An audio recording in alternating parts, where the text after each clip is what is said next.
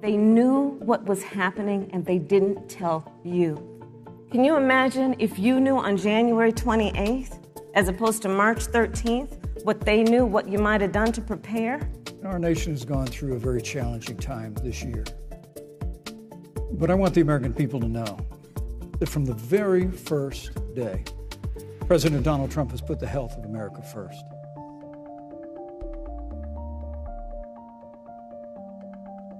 One of you will make history on January 20th. You will be the vice president to the oldest president the United States has ever had.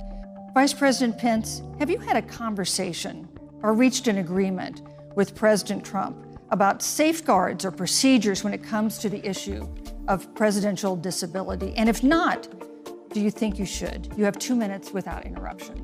Well, Susan, thank you, although I would like to go back. I think we need to move on to the issue of Well, thank you, but I would like to go back because the reality is that we're going to have a vaccine, Senator, in record time. So let me tell you, first of all, the day I got the call from Joe Biden, it was actually a Zoom call, asking me to serve with him on this ticket was probably one of the most memorable days of my life. Public reporting that Russia had bounties on the heads of American soldiers, and Donald Trump had talked at least 6 times to Vladimir Putin and never brought up the subject. Joe Biden would never do that. The slanders against President Donald Trump regarding men and women of our armed forces are absurd. I can assure all of you, with sons and daughters serving in our military, President Donald Trump not only respects but reveres all of those who serve in our armed forces. I would tell you that don't assume that what you're seeing on your local news networks is synonymous with the American people. You know, I look at the relationship between Justice Ruth Bader Ginsburg, the late justice who we just lost from the Supreme Court, and the late Justice Antonin Scalia.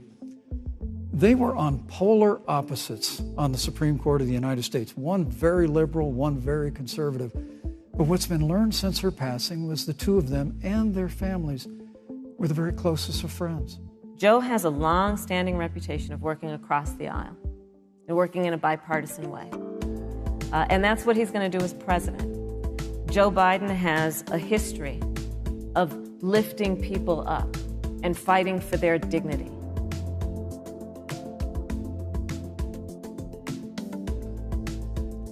To the men and women who serve in law enforcement, and I want everyone to know who puts on the uniform of law enforcement every day,